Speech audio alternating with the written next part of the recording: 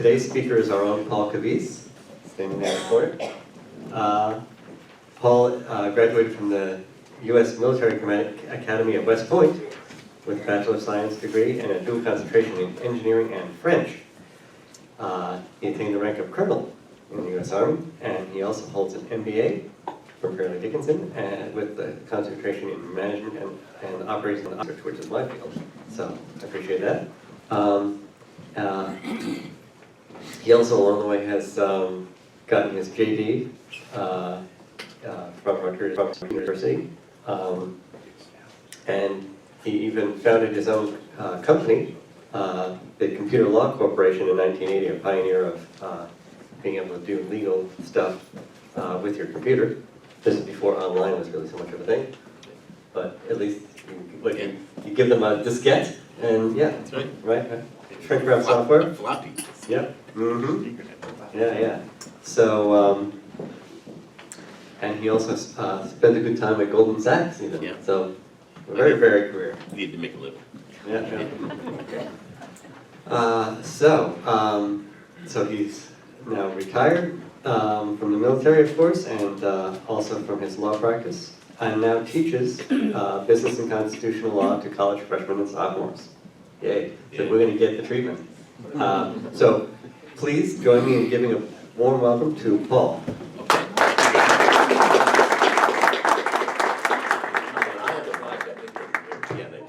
I can hear it myself. Okay, live from Red Bank. It's Sunday morning. I was asked, I'm thrilled, by the way, to be back. Thank you. I mean, this is my second time hosting, and I think I just love it. You guys are great.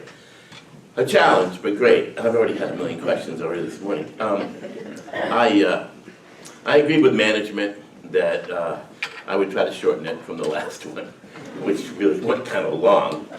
I think this one's shorter, but this one I have is actually 7 pages, not the previous 15.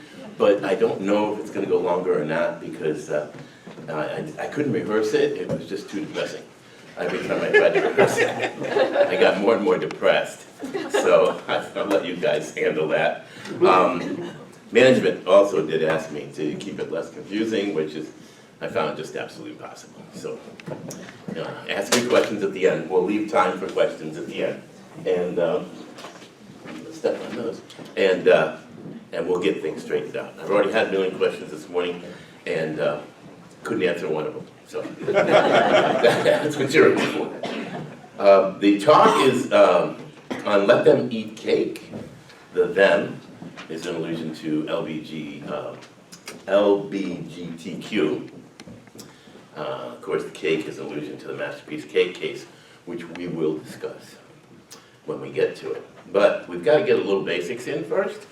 How to define religion today, because today is different, very much so, from 2018. 2018 was a rough year for religion, and we'll get into why, so you can understand that better.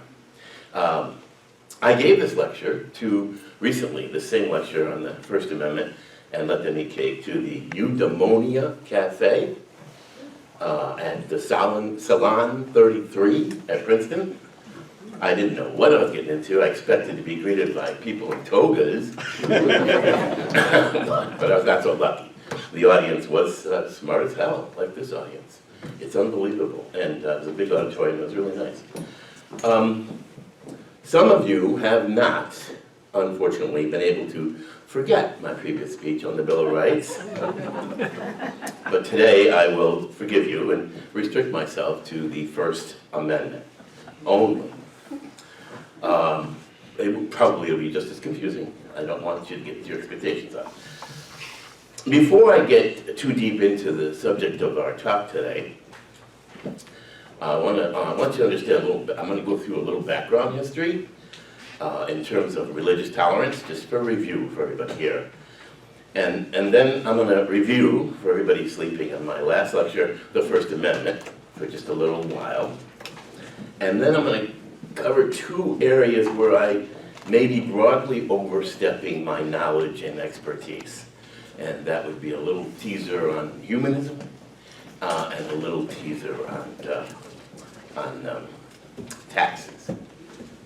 Okay, but then after all that, we'll get into what we're here for today and why we are together to discuss where the country went in 2018, this country, your country, if it is your country still, and the rapidly changing climate of opinion on religious freedom and its relationship, very importantly, to free speech. And that's where we lawyers are just getting way confused, and we're trying to sort it out, and it's not sorted out yet. Okay, no seatbelts here, you're good. We're getting a lot of time, I'll go slow. A brief history of religious tolerance. Religion was, I guess, first place in the controversy when Moses downloaded data from the cloud onto his tablet. That's when it all started. More recently, everybody needs a little time on that one, that was kind of cute, right? More recently, 1517 I think is important because the 95 theses at Wittenberg were posted at Wittenberg. And that started what we called a Reformation. 1598 though, came the Edict of Nantes in France, and it dictated religious tolerance. 1685, Louis XIV said no way, and he revoked the Edict of Nantes, and followed from that was the War of Spanish Succession, which is really the Pope against France.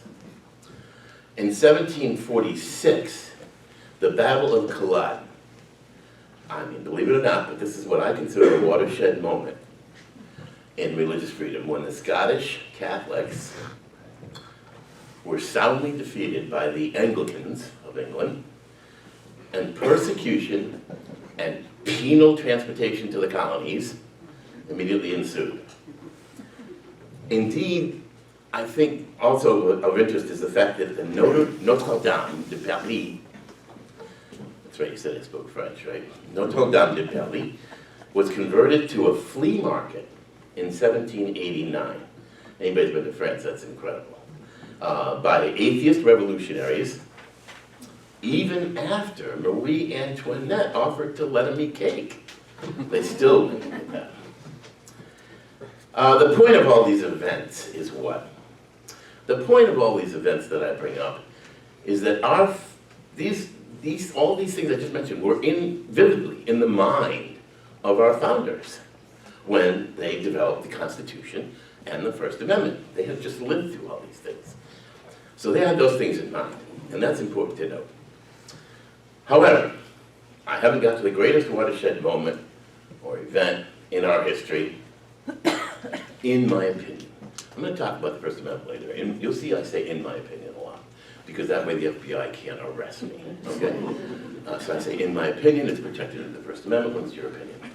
We'll get to that. But I just wanted to know, you can say, well, he says in my opinion a lot, but it's to protect myself. Perhaps the greatest watershed event was when Ronald Reagan got elected in 1988. In the election of 88. He got re-elected in 88, right? 80 and 84. 80 and 84. So when he got his elections through to 88, his second election. Okay, they figured it out by then. He got there with the support of evangelicals. Reagan was pro-choice as governor of California. As president, he suddenly became pro-life in exchange for significant evangelical support for his election. With that victory, the evangelicals then mobilized. Just like the NRA mobilized after the Black Panthers raided the California State House in 1967, just like that, religion became weaponized. And we'll discuss this more later in the talk as we discuss how. Okay, we're going to get to the Constitution. It's dues you have to pay to hear my lecture. The Constitution, Article 6, Clause 3. You know there's 7 articles in the Constitution, there's 27 amendments.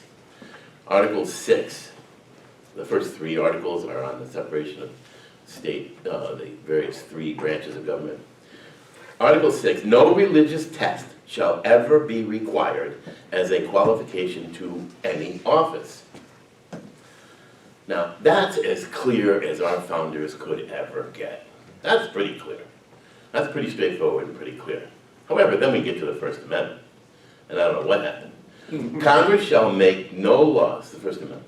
Congress shall make no law respecting an establishment of religion or prohibiting the free exercise of religion thereof, or abridging the freedom of speech or of the press or the right of the people peacefully to assemble and to petition the government for redress of grievances. Now, all these things I just mentioned have been subject to interpretation. I mean, nobody knows what these words mean. What is establishment? It's in the First Amendment. What does establishment mean? What does free exercise mean? And that's where we are today, still trying to interpret. They won't be reinterpreted or interpreted for 1,000 years, but that's where we are today, trying to figure that out. And I think in 2018, we messed up pretty bad, but that's my opinion. Okay, the Establishment Clause, just to tell you, has come to mean that the government cannot, has come to mean, you know what I mean by that? Has come to mean, various decisions, I won't go through them all. It's just come to mean that the government cannot enhance religion. As you know, we can't say the U.S. is a Christian nation. That would be wrong, according to the First Amendment. Or, quote unquote, inhibit, which would be like, for instance, taxing churches, would inhibit the churches, and that's been argued.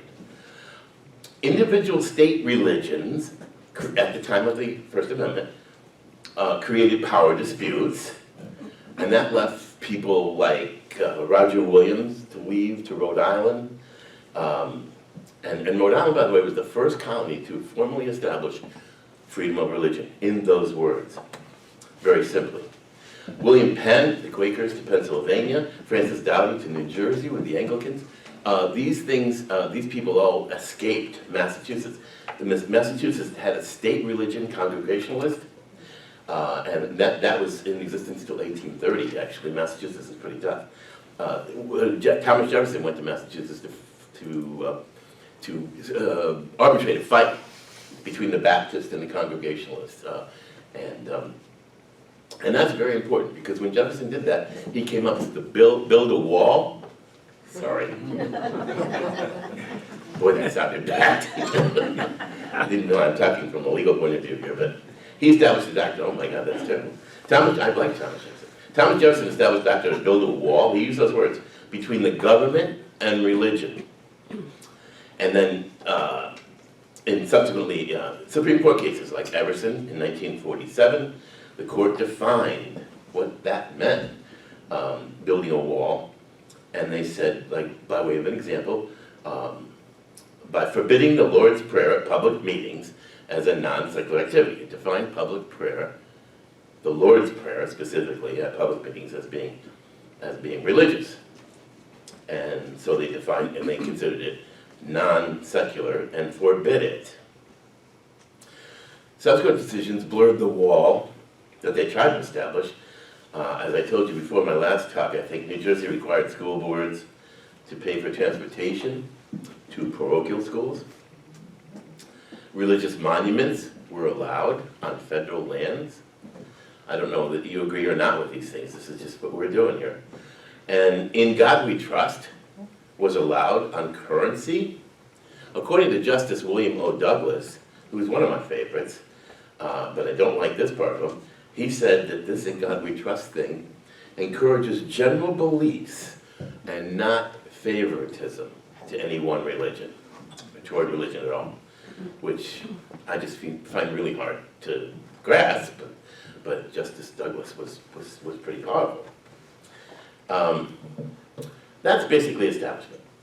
Free exercise is going to mean that the government cannot prohibit how people express their religion. Reynolds versus United States in 1878 dictated government cannot interfere with religious opinion or beliefs. The court But even then, the court struck down in that decision Mormon polygamy, because it's not a religious practice, the court said. I don't know. That's just what the court said. And since it's not a religious practice, they can interfere the government, and they can forbid polygamy. However, Schubert versus Warner in 1963, a different time in our country, 1878 versus 1963. So you see how this just goes with the culture. It's our culture. It's constantly evolving as a function of whatever momentum we feel as a country. In 1963, the government needs compelling interest to regulate free exercise, whatever that means. They tried to codify that in the Religious Freedom Restoration Act, 1995. They weren't very successful. That was overturned by the Supreme Court.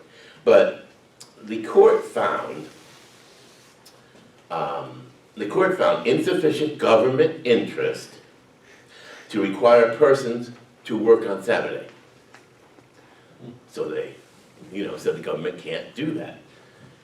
It violates the law, the free exercise. People want to go to temple, church, whatever some religious people do on Saturday, and the court said there's an insufficient government interest to require them to work on Saturday because they have a religious interest on Saturday. They forbid the use of peyote. They found an insufficient compelling interest to preclude the use of peyote by Native Americans. Peyote is against the law, some kind of controlled drug or something, but it's part of their religious ceremony. So the court said that the government can't regulate it because there's an insufficient compelling interest. On the other hand, the court said the Amish can be required to pay Social Security. So the government, can interfere there. They have a compelling interest, and the Amish should pay Social Security insurance. And the military could forbid the wearing of a yarmulke, because the government has a compelling interest there. I don't know exactly what it is, I can imagine, but I was in the military for 20 years, but I wouldn't really care, but I guess it means something. So that's just an idea of the free exercise. The government's here, there, everywhere. And that's why these things are so hard. And it depends on, I think, the structure of the Supreme Court, which is so very important. Freedom of speech is the next thing in the First Amendment. We have to just say a few words about what it's come to mean. The government cannot require how or when people express themselves. I gotta do this. I would remind you of my previous speech on George Carlin's 7 dirty words: shit, piss, fuck, cunt, cocksucker, motherfucker, tits. I just gotta get that in. It has nothing to do with my talk. I just want you to know. But I will restate this for our later discussion, which is important. Truth and opinion. Truth and opinion, in my opinion. It's not my opinion, this is true. Truth and opinion have an absolute, next to myself up here, have an absolute privilege from government interference.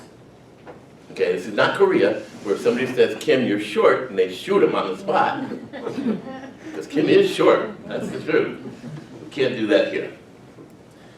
There is also a conditional privilege where, absent malice, the government cannot interfere. The government can only interfere with the speech if there is shown to be malice. This is usually for politicians and the press, of course. We see this every day on CNN, or wherever you, Fox, my God. I don't watch Fox, but I should.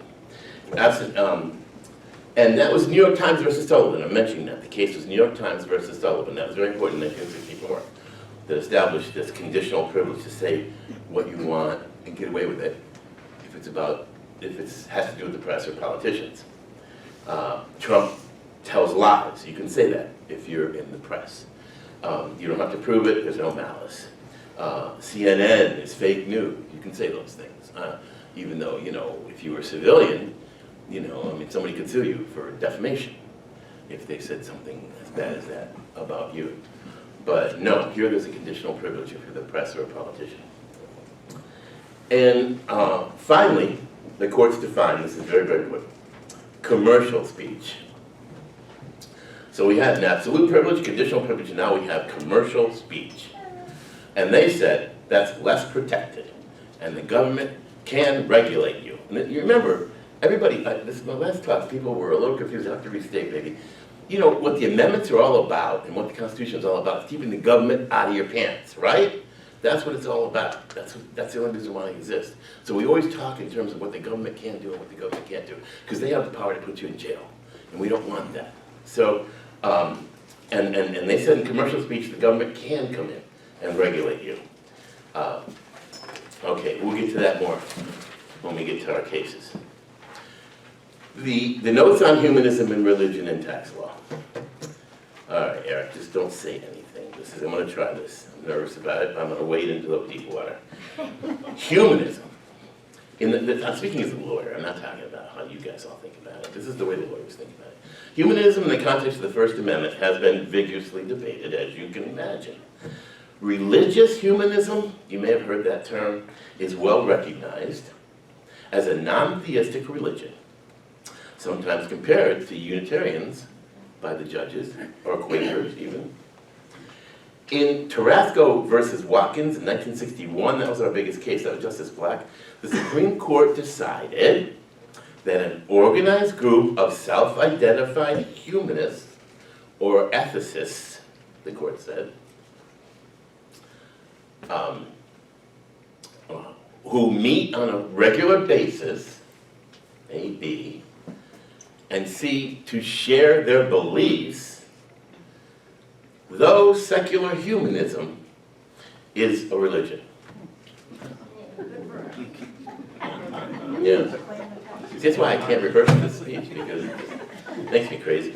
Okay, Justice Black's use of the term secular humanism has been seized upon by many religious groups subsequently, and not in a good way, because to reinforce, for instance, teaching of creationism in our public schools, it has been argued that any secular teaching of evolution is in fact an equivalent religious activity. Remember, secular humanists is a religion. So it's an equivalent religious activity is what the court said. In 1994, the court, very frustrated, threw up their hands, it appears to me, and they simply stated that the government, quote, should not prefer one religion to another or a religion to an irreligion. They used the word irreligion, so they didn't say secular humanists or whatever. Whatever you think is not a religion is a religion. The government should show no preference to anybody who says they're a religion for whatever reason. That kind of held things off at that point, and we're living with what we live today. Therefore, where are we today? Legally, secular humanists differ from theists only in their object of worship, according to the courts. Though the terms secular and religious are considered mutually exclusive, humanism is often referred to by the courts as a secular religion. Makes a lot of sense, right? Yeah. Right. The issue constitutionally does remain, and if the government does not exclude secular activity, such as humanism, if the government does not exclude, you see what I'm saying, if they don't interfere with that, while they do exclude deity from the government, from our public schools and things like that, is the government establishing one religion, secularists, over another religion, theists. And that they're arguing with all the time. And I don't have an answer, I'm going to move on. You're going to think about it. There'll be a lot of questions, I know. And just ask the questions because we'll learn from each other. You know, not from me necessarily, but we'll learn from each other. If you want to read more on this, I'm just suggesting, you probably all read it already, The Secular City by Harvey Cox, back in the 60s. You know, I'm just throwing that out there. Okay, now we're going to shift gears and talk about religion. We're doing great. And tax law. At common law, you know what common law is. Law for hundreds of thousands of years. At common law, churches were not taxed. Actually, the church was taxed, but they were not taxed by the government. Under statutory law, that's the IRS code, that's the statute, churches are constituted officially as section 501c3, which you all know is what you think of in terms of this non-profit organizations or something, right? However, they are exempt, even though they're subject to 501c3, which is a pain in the neck for anybody here who's got non-profit. They're exempt from certification, filing, reporting requirements, as well as the no property tax and the no federal state income tax and everything else. So, I mean, it's just very different, 501c3, than what we all know, if you are a religion. How did this evolution occur? In 1787, of course, was the adoption of the Constitution and the establishment, quote unquote, and free exercise, which I said before that'll be interpreted for 1,000 years.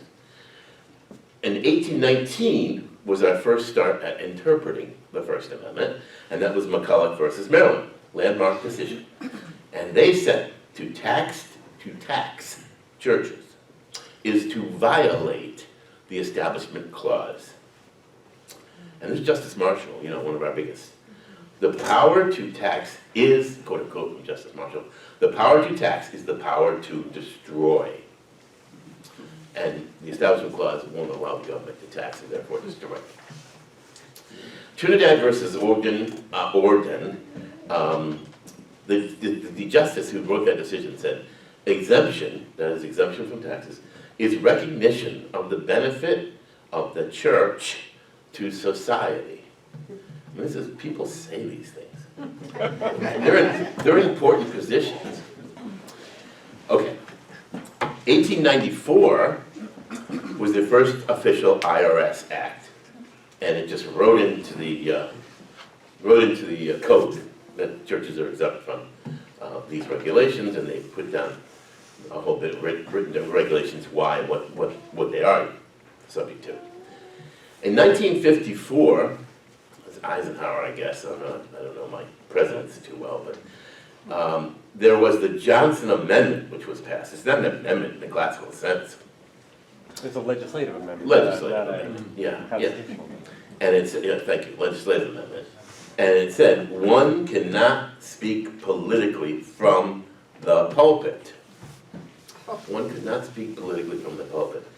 Or they'll get taxed or whatever. They won't get their exemptions any longer.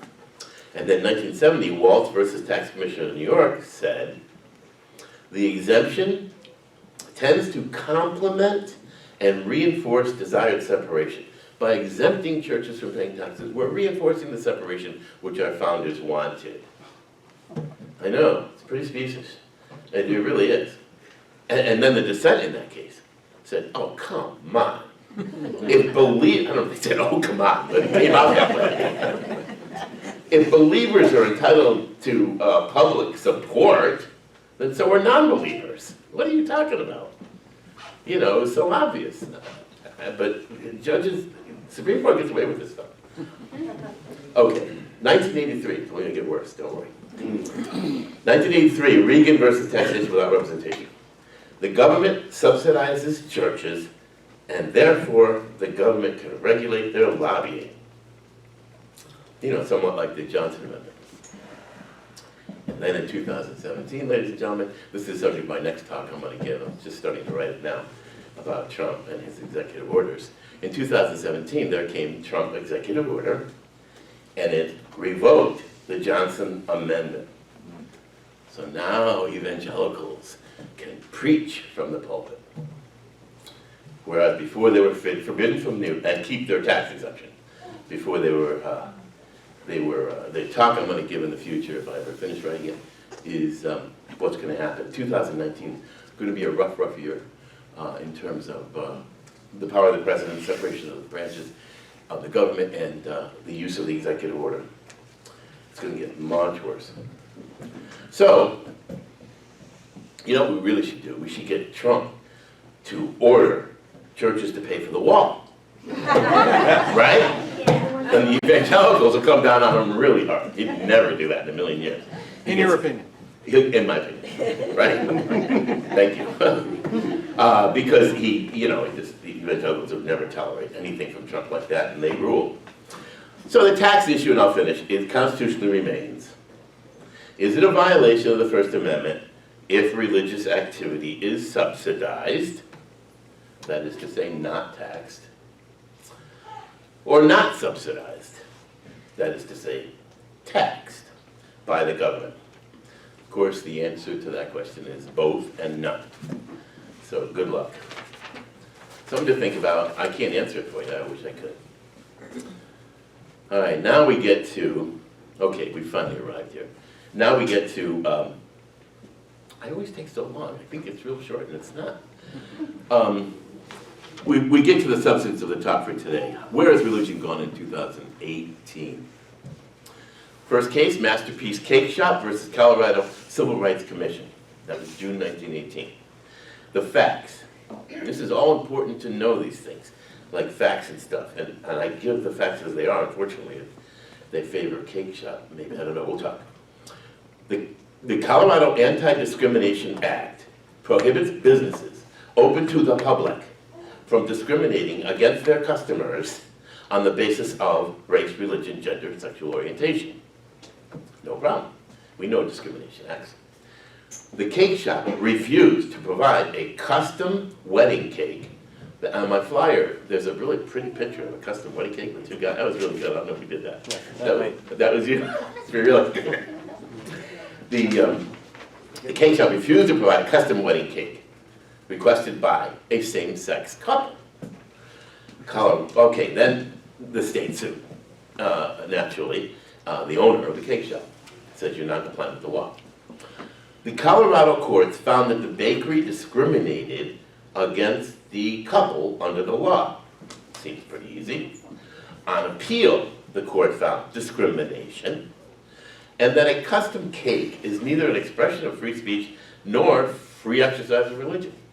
It doesn't apply in the First Amendment. Okay, the argument, that's the facts. The argument. The Supreme Court was asked whether a public law compelling expression, that is to say the custom gay cake, violated free speech or free exercise under the First Amendment. That's what they were asked. Cake argued, Masterpiece Cake, the owner of the cake shop, argued that free speech, because it was a custom cake, was a work of art and a form of free expression, and should not be regulated by government discrimination laws. The cake itself was a form of expression, and therefore the First Amendment protects them from allows them to do whatever they want, protects them from government interference. They also argued free exercise, because the message requested on the cake by the same-sex couple was contrary to their religious beliefs. So they did both establishment and free exercise. Okay, establishment because of the fact that it's a cake and it's a free expression, and free exercise because it's against their beliefs. The CCRC, the state of Colorado, argued that civil rights laws would first be subject to what they call gaping hole, quote unquote, on the basis of religion. I mean, basically what they're saying is businesses can do anything they want, anytime they want, regardless of whatever laws we have in terms of discrimination or even First Amendment. It would be a gaping hole if we allowed this. And second, the law regulated business speech. Remember that, commercial speech? Not individual speech, which is what, I guess, James Madison was most concerned about. And therefore, can be regulated with a rational basis. Government can regulate it because it's commercial speech. It's not individual speech. Okay, that's where they stood. The finding, Cake Shop won. The Supreme Court ruled the commission did not employ religious neutrality and exhibited hostility towards religion. The court did not even rule on the broader question of discrimination or free speech, because the court was upset about the commission's behavior in this case. I mean, there's big issues, discrimination, free speech, and they're going off on did not employ religious neutrality. In fact, I'll tell you, it was stupid, but the commissioners had disparaged the cake shop's owners. Their religion and everything, and publicly compared his sincerely held religious beliefs to the defense of slavery and the Holocaust. And this is what the commissioners said when they ruled on the case. Naturally, the Supreme Court was put in an awkward position. They can't say this isn't hostility, you know, and this is obviously a commission that's exhibiting hostility, and therefore there should be no government interference here. Cake shop should win. That was rough. Commissioners really screwed that up. They could have done better. So what happened, the day that decision came down, Cake was sued again for its denial of a transgender cake that was to be blue on the outside and pink on the inside. Now, the reason for that was they're going to hope the commissioners do a little better job this time of talking about the real issues and not disparaging the cake shop owner, which is really how that was ruled on. So we really don't have a good decision here, in my opinion. Trump versus Hawaii is our next case. You all know what that is. And then we're going to, believe me, in the end, we're going to get to it. We're going to, I'm amazing, I just spent so much time. I love talking, I guess. We're going to get to an analysis of these things in the end. But I'm going to just get you the facts now. Trump versus Hawaii. The facts. Presidential proclamation 9645 restricted travel in the U.S. by people of several Muslim nations. A variety of presidential statements by government officials were clearly motivated by anti-Muslim animus. The government's action became known as the Muslim ban. Numerous lower courts found violations of the INA, Immigration and Nationality Act, and the First Amendment, and issued injunctions against Donald Trump. After each injunction, executive orders were constantly issued modifying the proclamation in a futile effort to lift the injunctions imposed by the courts. Didn't work, went to the Supreme Court. Argument.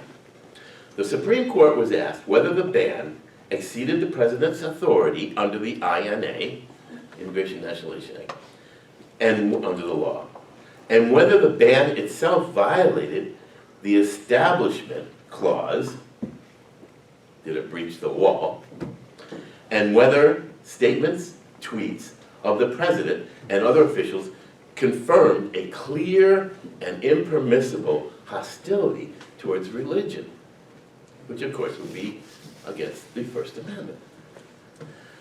Hawaii argued that the proclamation was motivated by anti-Muslim animus, therefore violated the Establishment Clause of the First Amendment. The government is interfering across the wall.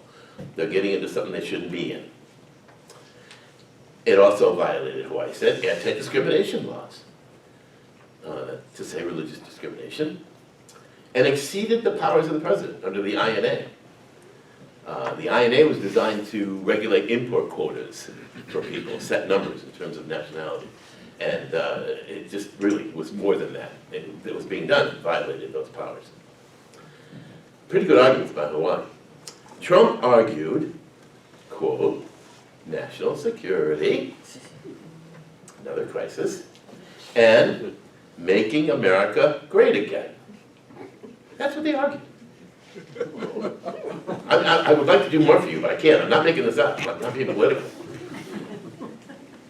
He also tried to distinguish Masterpiece Cake and the lack of neutrality towards religion by all the things evil things he said against Muslims and immigrants. He said that was protected by political speech and therefore exempted from First Amendment regulation. The government can do that under political speech exemptions. Remember the political speech, you have to have malice, remember? And he's saying, I didn't have malice, I was just doing my job. That's what that was all about. Well, the finding by the Supreme Court was Trump won. The court found the INA, the act, only required that the president was acting to protect American interests. To protect American interests. Even though 8%, that's all, of the world's Muslims were covered by this ban, only 8%, it still protected our interest. The court then seemingly contradicted itself when it said that the inference of religious hostility is not supported. And it's not supported given the policy covers only 8% of the world's Muslims. So the court's saying it's against our interest because even though there's only 8%, but then they're saying, well, there's only 8%, so it doesn't cover enough to be religious hostility. In one case it's enough, in the other case it's not enough. They're very confusing. The court therefore found no violation. It's interesting to note that the court actually is saying there that the hostility was not supported given there's only 8% of the world's Muslims affected. That the court's saying, if you think about it a little bit, the court's saying we can abuse a religion if they're in the minority. And we have a lot of people in history that have done that, really to largely terrible effect. But that's what they're saying. Oh, it's too small. It's not religious. It's not a religious problem. They found no violation of the INA or the Establishment Clause while they emphasized a rational basis test and deferred to the executive branch of the government. This is the subject I like to talk. The court's going to defer to the executive branch constantly. The legislature and the Senate in particular is deferring to the president. We have one branch of government. Ironically, the court in the Trump case also in that same case, the court, this is embarrassing for me, but you got to believe what I'm telling you. Ironically, the court in the Trump case overruled the government's discrimination and imprisonment of Japanese citizens in the Korematsu versus United States case in 1944.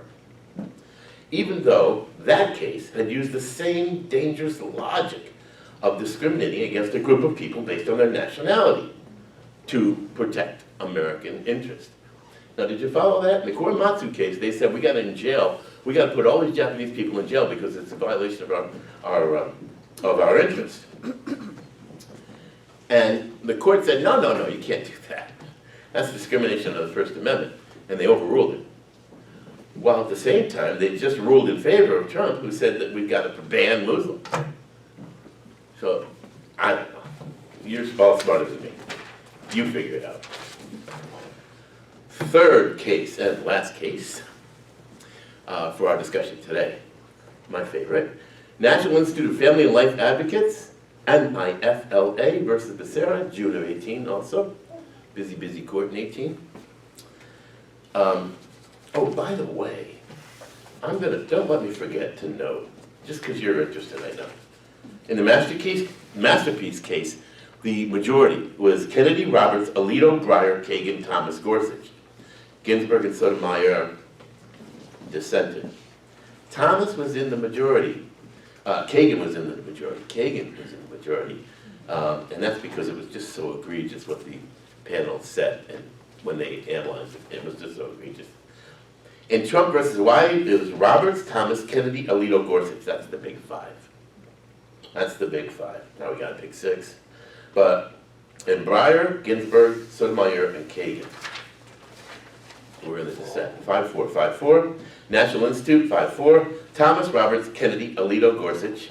Gorsuch is doing a great job for Trump. And so will the next guy, the beer guy. And then dissent was Breyer, Ginsburg, Sotomayor, and Kagan. Okay, in case you were wondering. The facts. The NIFLA funds CPCs, Crisis Pregnancy Centers. They are nonprofit organizations chartered to counsel pregnant women against having an abortion. They are pro-life. They're completely funded by pro-life Christians, according to conservative Christian philosophy. The NIFLA represents over 100 CPCs in California alone. Try to find a Planned Parenthood nearby. Since the Republicans defunded them, CPCs are easier to find due to their unlimited source of funding, together with Republican cuts to Planned Parenthood funding. California's Reproductive Freedom, Accountability, Comprehensive Care, and Transparency Act, FACT Act, mandated that every CPC post notices of all the options for pregnancy, including available state-funded abortions.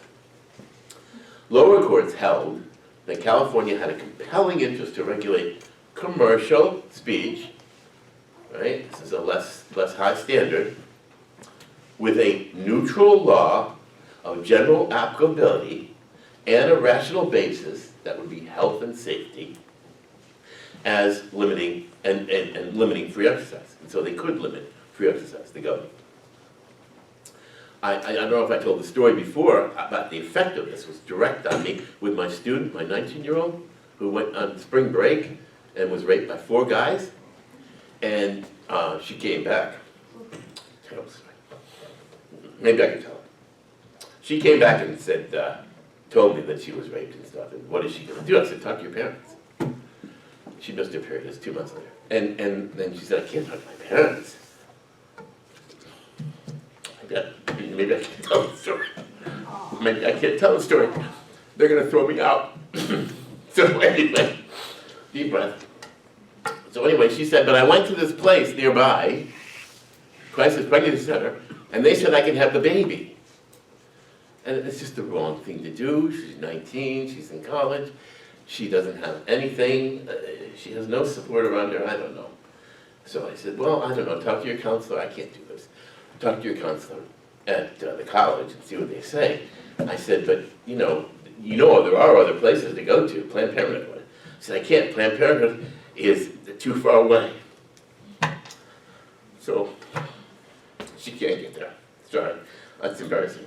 But Planned Parenthood is too far away. So that's what they've done. That's what the evangelicals are doing. This poor girl subsequently did get an abortion. Argument. The Supreme Court was asked whether the free speech or free exercise clause prohibit California from requiring centers to post information. Okay, the argument is they're asked, does free speech or free exercise under the First Amendment prohibit them from requiring centers to post information? That's compelled speech. The NFLPA, CPCs, argued that compelling pro-life centers to disseminate information about how to obtain the state-funded abortion violated free speech and free exercise, since their religious doctrine prohibits abortion. California argued a substantial interest in public health of its citizens, and there's a less than strict scrutiny standard. The act addressed commercial or professional speech, and therefore, according to well-established precedent, was less protected by the First Amendment. So the state could do that, they're saying. The act addressed constitutionality of protected services like abortion as a, remember these words, they're very important for what's coming up in 2019, Roe versus Wade. They're very important. Medical procedure completely separate from religion. That's what they said. This is a medical procedure completely separate from religion. And that's the argument for Roe versus Wade. And they're gonna, pretty soon here, throw it out. And consistent with 1992 SCOTUS decision, that decision compelled abortion doctors to provide adoption information. So in other words, the court said in a previous decision, abortion doctors have to tell them about adoption alternatives. But now the people we're trying to regulate, which is these clinics, don't have to tell people about abortion. They don't have to tell them about abortion services. Abortion doctors have to provide adoption information. Adoption services don't have to provide abortion information. That's what the court said. Crazy. The finding of CPC 1, naturally in the state of affairs of this country today, why wouldn't it? The Supreme Court held that the act violated free speech principles by targeting, quote, these are famous words, targeting speakers rather than their speech. God knows what that means, because it's a neutral law, it has general applicability. I'm gonna get mad now. It's terrible. Addresses a medical procedure, not religion, and it's subject to less scrutiny because it's commercial speech. Come on, what are you saying? The majority opinion stated it could be seen as compelled speech for those CPCs whose religious stance on abortion disagreed with the state's, thereby exhibiting an adverse bias toward religion and violating the free speech under the First Amendment. The concurrent opinions went even further. This is the danger. And they further stated that abortion controversy went beyond the state's informational purpose, and therefore the state should be subject to strict scrutiny. Now, what's going to happen when they review Roe versus Wade? They're going to say this requires strict scrutiny. That's to say, they're like hinting at the world where we're going, the court. They didn't need to do that, but they did. The dissent said using religion to strike down such laws will obscure, not clarify, the true value of protecting free speech. This is like that gaping hole. It's going to create a gaping hole, like in Cake Shop. Well, it's going to get worse, so start preparing. My analysis, moving right along. My analysis, not that I haven't given you analysis throughout this whole talk. Gotta stop speaking extemporaneously. Get in trouble. Take notes, because you're going to disagree with me on this too. This is the way I see it. The result, cake.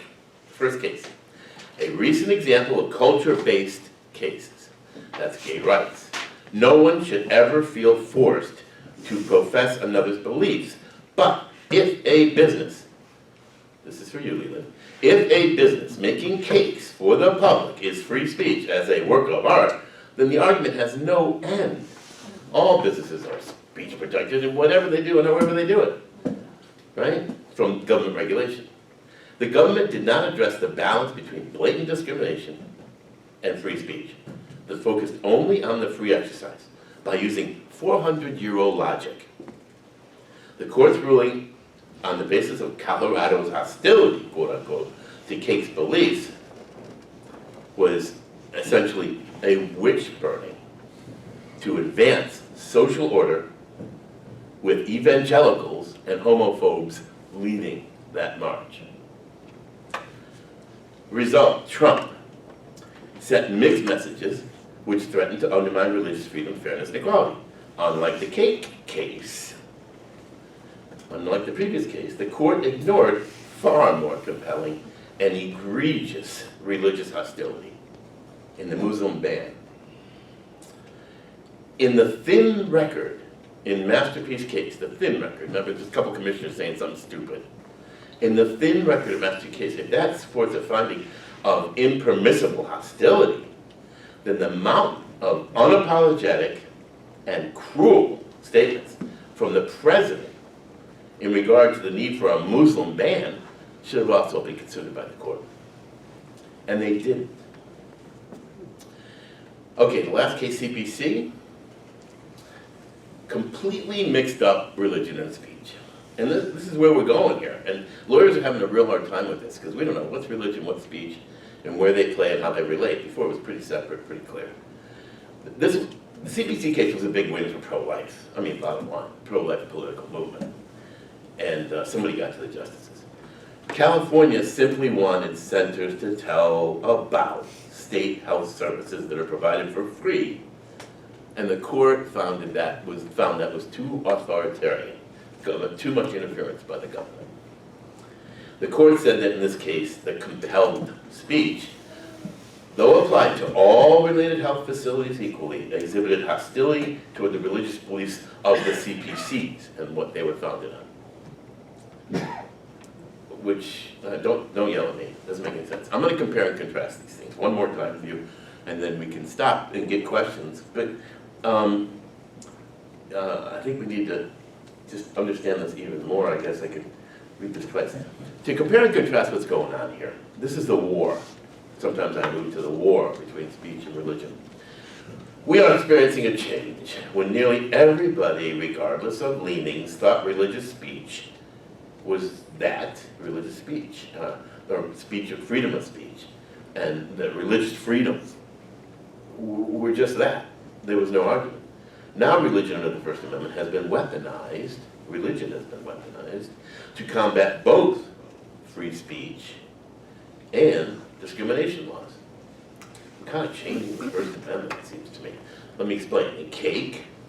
In Cake said the law is bad when demonstrating a bias against certain religious beliefs, regardless of discrimination laws and free speech principles. Whereas Trump said a law is good when demonstrating a bias against certain religious beliefs, regardless of discrimination laws and free speech principles. And finally, we said CPT, a law is bad when it prohibits discrimination and or compels speech if either of them target certain religious beliefs. So, I mean, I don't want y'all to leave here thinking you gotta become evangelicals to survive, but it's getting close. In conclusion, and then we'll get to questions, I guess we're good. Otherwise I'll go forever. Religion, freedom of religion has never been a piece of cake. Now in the war on established ideas of discrimination, free speech, and free exercise, they are creating new battle lines. And religion trumps, excuse the pun, trumps all the others, for which the evangelicals have worked so very hard since Reagan. The court has defined an Orwellian religion speak, which the authors of the Constitution, in my opinion, could never have imagined. That's it. I'm done. Questions? That I can't answer. Questions that I can't answer. Okay, I have a question. Remember when Oprah Winfrey invited Howard Lyman? on her show? Yeah, the mic's not on. When, Did we get that in the battery?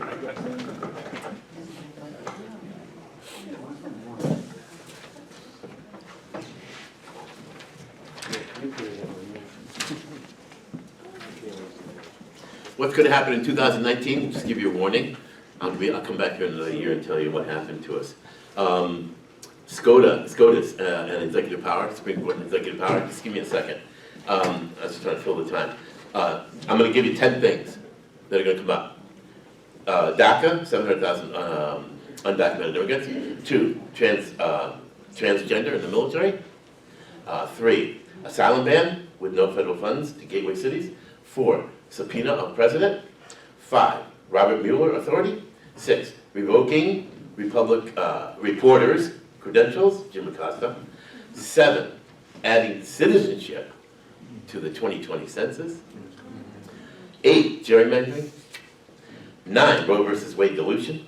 And 10, the wall. These are all issues in 2019 that will probably more than likely be resolved by executive power, imperial power. Okay, sorry. okay, can you hear me now? Yeah. Okay. They can. All right, I want your analysis There you go. of this. Yeah, When, Hold it. do you remember when Oprah Winfrey had on her show Howard Lyman, who wrote the book Mad Cowboy, and then she said, "Oh, I'm never going to eat another hamburger." And then she was brought to court. There was a big ordeal, a trial. Now, the Constitution should clearly protect her speech. So she had to go through all this ordeal just because she says, "Oh, I'm not going to eat another hamburger." What's your? Okay, my analysis is that's very simple. She's a civilian, and the company that makes the meat, hamburgers, whatever it is, are civilians. And it's civilian against civilian. So if you say anything, you are going to be sued by the other person if they don't like what you said. That's civilian. We're talking about with the Constitution, the First Amendment, we're talking about government interference. Now, if the government came, not Oprah Winfrey, but the government said you shouldn't eat meat, and I got mad about this because I went to Cancun, and the government said, "Oh, don't go to Cancun, they're all terrorists," or something. I was on vacation. I said, "Thanks a lot, I'm going on vacation to Cancun," and now I got all terrorists, you know, and their Cancun's tourism dropped like incredibly. You know, it's a different country, but you know, that would be interference if it happened in this country, because the government said that and they were wrong. This is 2 private individuals, you can sue anybody for anything. Yeah, so they did. That's it, yeah, not the government. Good question. No, but Yeah. But how was it resolved in the court? Oh, I don't, she won, yeah. I don't see how that is defamatory, myself personally either. I don't know the case, but Right. it's not defamatory. I don't, she didn't say, "I don't eat Oscar Mayer meat." Exactly. Right, and that would have been probably better for the defendant. But there are laws now that try to call people that say anything against meat, they call them terrorists. So they're actually they're trying to stop people from the industry, just trying to. Yeah, try to find a connection to the evangelicals, you'll probably get your understanding better. Well, kind of as usual, I have a comment rather than a question, but I am a believer in the pendulum is always swinging, and we swung now so far left, and maybe not in our lifetime, eventually it will swing back. But the other comment is, when that cake thing was decided, I thought to myself, pretty soon, and after, especially after seeing the Green Book movie, I could open a restaurant and not serve blacks or Muslims or what, because my food, I was a chef, and that's a work of art. That's where we're heading. But hopefully the pendulum will start. Yeah, bringing that's a very, very good point. The pendulum has, you saw from the 60s, and then we had the Johnson Amendment and all that stuff, and then now in the 70s, 80s, it's all gone, or 2017, it's gone. You know, it does swing back and forth. The problem is there are lifetime appointments. Yeah, I'll be dead before this swings back. yeah. That's the problem. How does the First Amendment relate to politicians being able to speak as representatives of the state, of the government, and knowingly tell lies? How can that be legal? Well, because they think that they're not lies, and we know they are lies, and they deny that they're lies. And they say, even if they are lies, so what? I have executive privilege, or the First Amendment protects me because it's, political speech. He defines everything as political speech. He doesn't, I mean, if he's talking to his friend and uses the N-word or something like that, and they get it on tape, that would be pretty rough stuff. But this is all political speech, open to the public. I say it in front of everybody, this is what I believe, and I'm allowed to believe these things because I'm president. That's all. That's where we're going. I mean, the only thing is it's got to upset people like us, and we've got to, make sure he's not president anymore, because it's crazy, the power he has. And that's where my next talk goes, under the executive power. How much power they have, and what they can say and get away with, or what they can do and get away with. Well, I know Exxon is being sued by people who think they broke the law in knowing about climate change and lying about climate change and hiding the facts that they knew about climate change, and then it comes out, right? So they could be taken to court. Well, isn't the president's denial of climate change No. just as dangerous? No. Oh, surely, more dangerous. Horrifically dangerous. But he gets away with it because he's president and he's speaking politically, and this is my agenda, and this is what I believe, and I think we should have a wall. I mean, it just goes on and on. I mean, he can do anything he wants. He really can. Under the political speech exemption, unless there's malice, if you can show, and this is what Mueller's doing, unless you can show malice, like he did that to profit so he could get a new casino built in Saudi Arabia, that would be a sign of malice. And then we got him. Can you give us a quick update on where we stand with the prayer in school? Because I know there is an You all got younger kids than me. I don't know. Where is it? Tell me. It changes day to day. Right now, it's still forbidden, prayer. No crucifixes in the rooms and stuff, whatever. No prayers. You can't start the day with a prayer. I know they say the Pledge of Allegiance, I think, which has God in it or something. And the school said, I have a granddaughter who's 6, the school said you don't have to say that word if you don't want to, the God word. That's as of today. That kind of thing is really the most I know. So I don't think it's changed much in terms of the schools. The new thing that I talked about in my talk was the evolution stuff, which is getting a little crazy now, because they're getting to teach evolution more now than they were in the past when we said that was or creation than they are in the past. So, but I think that sort of speech in the schools is pretty regulated. I can't think of anything, a case recently that's come up, or anything that has addressed that, problem. There's all cases you read about in the paper every day today about whether the Jews can put up banners in Mawa and whether the schools can sell Nike sneakers and stuff because of things that, what's his name, didn't kneel during the Star Spangled Banner or something, But these are things you just got to go to your school board and complain about, and they're not going to stand on it at all. They'll just cave, because it's just, those things they can't do. And they have caved. Mawa caved, Connecticut caved, stuff like that. So I don't see any change in the schools on prayer. No, it's pretty much not allowed. If they're doing prayer or anything like that, bring it up. bring it up to the school. That's bad. That violates the Establishment Clause, primarily. Also, free exercise. So I have a question, just probably wanting a little bit more clarification on the Korematsu case and the Muslim ban. Wasn't Korematsu also them taking American Japanese citizens and putting them in internment camps? Yes, that's what it was. Okay, and so the difference would then be, with the Muslim ban, it's people that weren't American citizens. Not that I'm saying I'm agreeing with it. Oh, right. Okay. I would say it's more egregious. They're American citizens that they're confining or forbidding from being in the daily routine of normal American life. You know, they're taking citizens and doing it. These are not citizens, so it's the Korematsu was even more egregious. Egregious in what sense? It was more flagrantly against the First Amendment, which is maybe why they overturned it.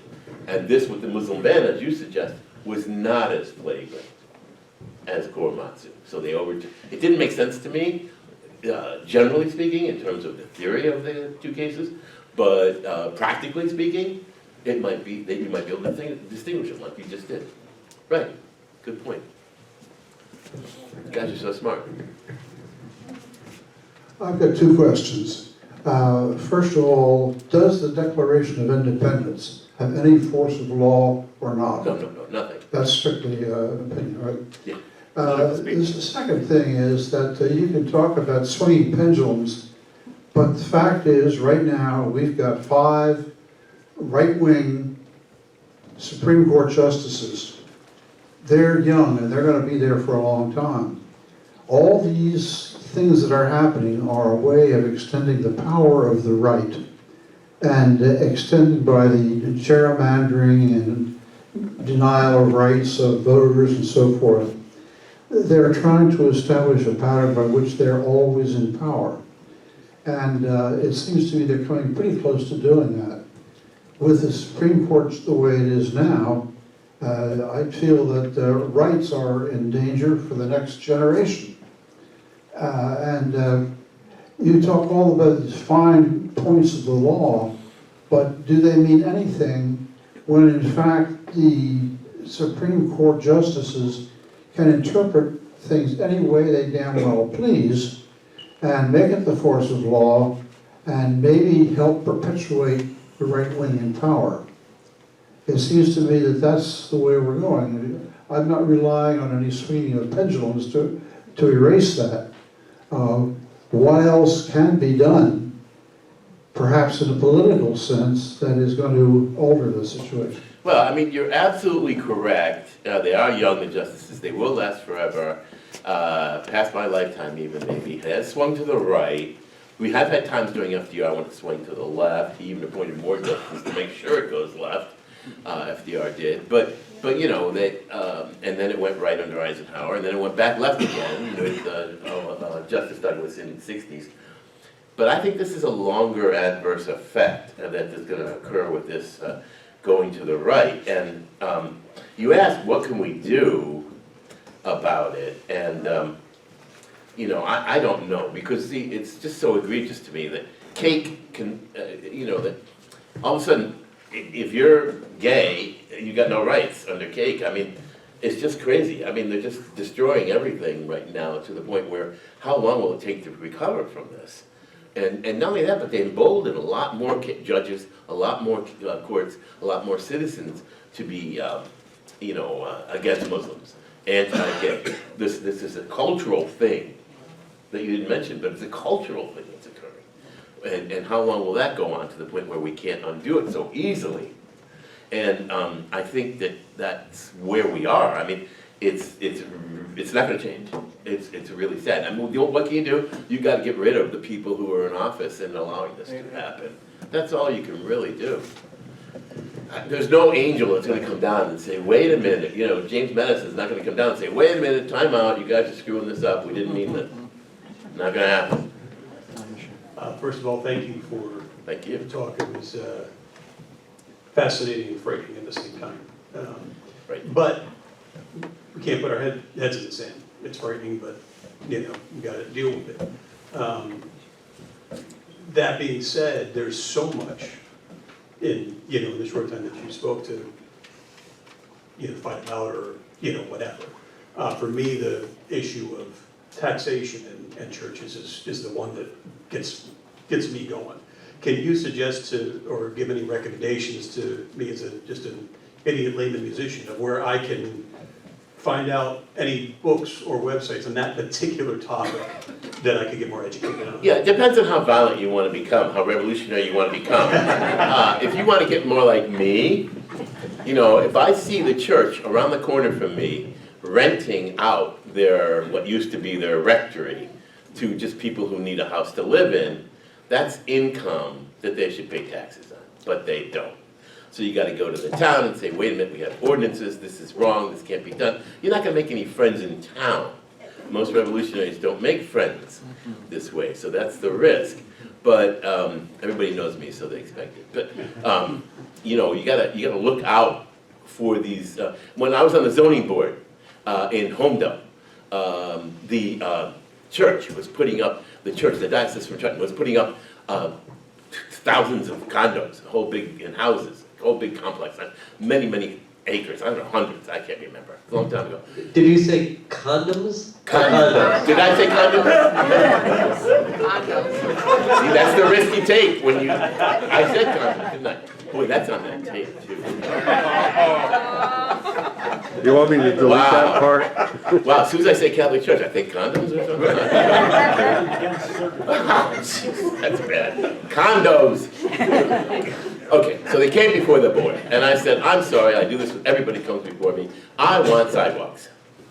But sidewalks are very expensive, Paul. We can't do sidewalks, that'll be very expensive. We are the Archdiocese of Trenton. And I said, well, you don't get condos. You don't get condos because you don't have sidewalks. And they left. And then the next meeting they came with the Monsignor, I guess, that big guy. I don't know if that's a Monsignor or what, but like the head of the Archdiocese of Trenton. And they came with him, and he testified. He went up there and said, I'm going to say Monsignor. I'm the Monsignor from Trenton, and this is what we can do and need to do. Because we're going to, it's for all America to do this the way we want to do it. And I just said, no, leave, go. You're going to put sidewalks, let me know. Leave. And he left. Everybody was like shocked by that, believe it or not, because it was like revolutionary. That's not revolutionary. This is the Monsignor you're talking to. You don't tell him to leave. You don't tell him, get out of my face, which is what I essentially did. I said, what don't you understand, is what I said to him. You need sidewalks. Yeah. And he left. And they did sidewalks. So, what am I doing that for? I'm telling you this because there's little things all the time where they think they're special and they think they can get away with things or not do things or do things. And you got to catch them all. Them. Who's them? Not the LGBT community, the church, the religious community. And because they are getting, special treatment. The religious community is getting special treatment everywhere. So you got to stop it. Other than that, research, I don't know. Could give you a case list, just millions of cases in the Supreme Court that have argued this point, but that might not do you too much good because the logic is specious. It's really not great logic, and they contradict themselves all the time. It is mostly political today, so the logic's bad. So that's not a good place to go. Secular city. So, thank you. So, in terms of freedom of speech, do you have to be elected and in office to be exempt from saying things that attack other people? Or can you be a past elected official? There's somebody running for office. Pardon? You could be somebody running for office. Oh, you can even... Yeah, political speech. Oh, so you can say anything. I mean, you can't as a Short of citizen... malice, there can't be malice. Right. But and political speech, naturally, everybody claims there's no malice, I'm just being a politician. Okay, so even if you're a past politician, but you're not running, you can still put things and say, no malice intended?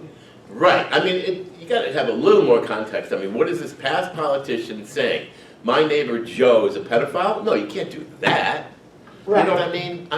Right. So it has to be in some political context. Right. Trump built a wall is a political context. Trump and Muslim ban is a political context. So it would be, for instance, police brutality. Yeah, political content. Yeah, that's That's okay. Yeah. Okay. What if you're Police thinking of so I running can for talk office? about police brutality. Yeah, if somebody's talking about police brutality, that's political. You disagree, Eric, that's fine. Okay, No, I just missed. Yeah, no, that's political. okay. That's fine. Now, the other thing. They're an agent of the state, police. Yeah. Right, so with the Supreme Court, perhaps if they overturn Roe versus Wade, will the states then be able to have the power to enact more freedom? Sure. I mean, that's Okay. that's Eighth Amendment. And then, Okay. you know, that's Tenth Amendment stuff. The states, if it's not excluded, the amendment says if it's not excluded as something the states can't do, then they can do it. Okay, We do that with marijuana now. yes, You know, the okay. states, it'd be the same kind of analogy. Marijuana is legal in some states and not in others. Federal government says marijuana is illegal everywhere. Right, I'm aware of that. Right. Okay, then the next thought that I have is, when I drive around, I see, okay, these square signs that say church. Now, we're paying for that. I know. And I'm against that. I'm like, wait a minute. That's a very good point. Thank you, that's a very good point. I mean, you know, like Justice Douglas said, it just keeps order and, you know, kind of makes it easy to find, you know, keeping it separate. I don't know. I can't can't make up the reason why it says church. So I can't, as a citizen, take that down. I don't know, guess. I mean, you could, if I had time, I'll try to find the time, go to the town and ask how they can do that. But I wouldn't complain to the town because they put no parking for municipal employees only and everything, and I argued they didn't take it down. They do what they want. Yes, and then also, in terms of disability, that always comes up for me, that is, just was recently recognized in a small shop in England with a bridal gown, and they showed a bridal person sitting in a wheelchair. So, freedom of speech, freedom of whatever, do you think the people will be able to say that we're not allowing anybody in this shop in a wheelchair? Well, I don't know, Leland, you gotta help me, but this is what everybody says. You know, everybody comes to me when I do this talk or I mention this stuff, they say, wait a minute, they can just go to another cake shop. What's the big deal? And, of course, that's not a good answer for me. No. Yeah, I mean, it's wrong, and so therefore it needs to be addressed. So going to another cake shop is not a solution. And I think that's the same thing with a wheelchair or anything else. These businesses can't just do what they want when it comes to discrimination, especially against handicapped. Thank you. All right. Yes, ma'am. Oh, sorry. Just going back, excellent talk. Thank you. I have a comment, not a question on that. Oh, good. Going back to what can we do about the Supreme Court, there is a proposal afoot to establish an 18-year term limit for Supreme Court justices, and to have that rotating so that they would, every 2 years, 2 would go out. It's pretty cool. I've lost track of where it is and what it would take to get it up there, but it might be something to look into as a way to maybe keep an eye on this. Yeah, because they had this lifetime term so that they wouldn't become political. Well, they're political. And holy cow, they can't be more political. Yeah, great idea. The problem with that solution is whenever these things are enacted, they always grandfather the current occupant. Oh, yeah. They certainly wouldn't take their previous service into account. It would be, 18 Something we years can do. from that point. Something we can do. Hang on, there was a hand here. Who are you trying to recognize over here? Oh, yes, that one right there with the red scarf, whatever that's called. In this country, legally, religion seems to be always deferred to. Sure. So my question is, how far can they take this? What is there anything that religion will do that is deemed illegal? Yeah, they can take us back to 1547. They can do anything? Yeah, he wants to You build say it's walls. religion. When's the last time anybody built a wall? 500 years ago. I mean, yes, they can take us back to when Louis XIV, said, no, there's no religious toleration. This is my religion and you must do it. They can go back to anything like that. So any person nowadays can say he's a pastor and have 2 people with him and say he's a church, and then he can do anything he wants. Yes, that happens a lot. That does happen, in fact, a lot, on the corner of 5th and 42nd. There'll be a guy standing there and he'll have 10 people around him and he says, I'm a religion. This is a very dangerous Yeah, situation. yeah. And they get pretty, I don't know if you've seen that Osteen guy or something, sometimes by mistake. I mean, it's dangerous stuff. You're right. I just have a silly statement to make. I want to know why there's so many handicapped parking spaces outside churches. Because old people go to church? I don't know, I'm just guessing. I wouldn't think. I got they no think handicap about spots it. in front of my gym, so maybe there's a correlation. I don't know. I'm only kidding. I know, it's good.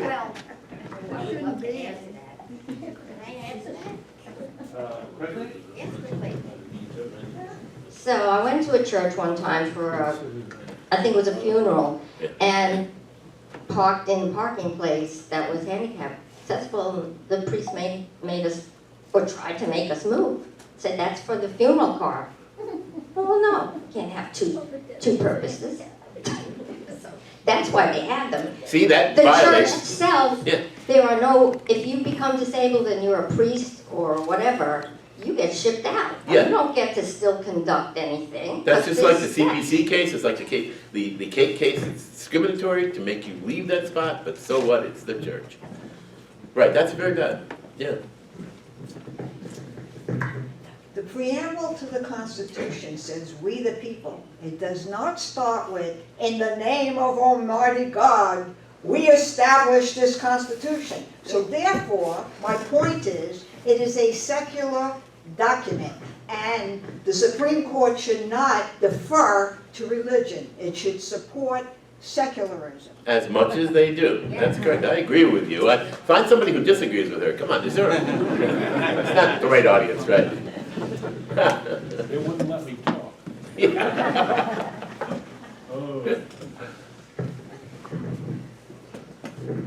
There's a battle brewing around the issue of anti-Semitism related to the boycott against Israel.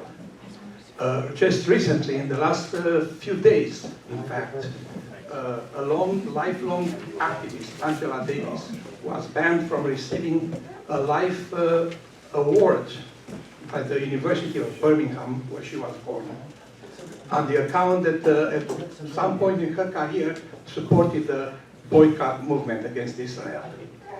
So it came out of dark corners because it wasn't even identified who put pressure on the committee to ban her from receiving an award, including the mayor of the city of Birmingham, who supported that award on behalf of Angela Davis. Do you have any comments about that situation? Well, no, I mean, it's just the way we're going. I mean, you know, Kevin Hart can't do the Oscars because of an LGBT cut he made, but they can get away with that, you know, not having a speaker. The colleges and universities are under a lot of pressure today. I have a lot of articles on it. I'm trying to remember one specifically, but they have a lot of articles now on people allowed to speak and not allowed to speak at the universities. And a lot of the universities' behavior is discriminatory.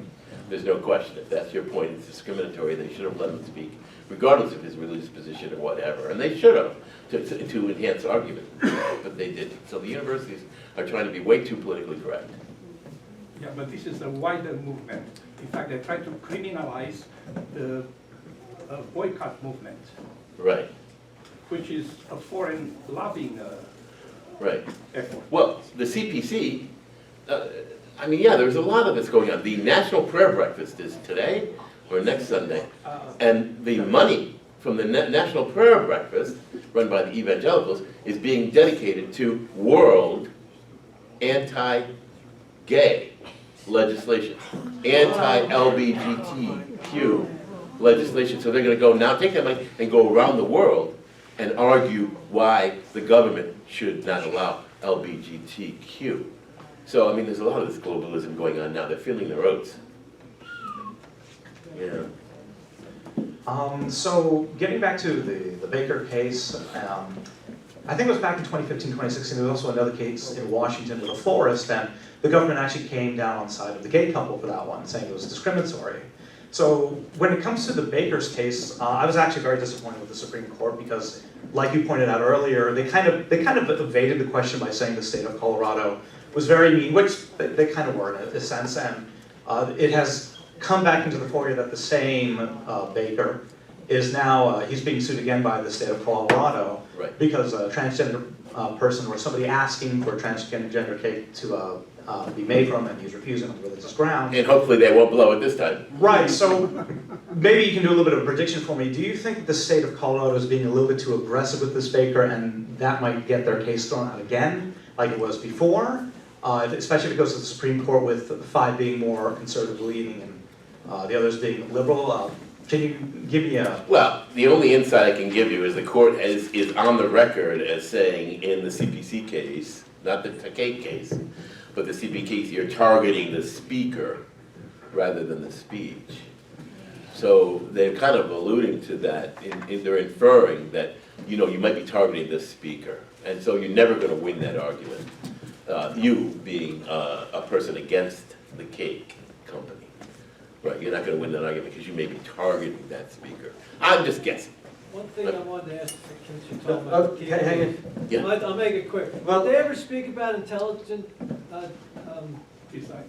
yeah, intelligent, not intelligent design, but intelligent property about that case? Intellectual property? Yeah, intellectual property, yeah. Did they ever talk about Did that ever come up in the conversation at all? With the court and everything? Yeah, because making a cake and artist expression and all the other things, did that ever hit the table too? Well, they did say in cake that it was a custom cake and that it could be, that's what they argued, that it was a free expression because it was a custom cake.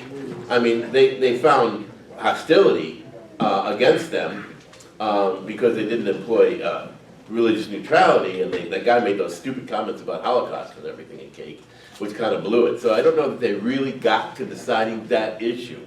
But they did allude to the fact that it was a custom cake, so therefore it was, and that's what Cake argued, that this was intellectual property. Yeah. All right, well, thank you very much Yeah. for coming. We're going to wrap it up. Thank you. Thank you very much.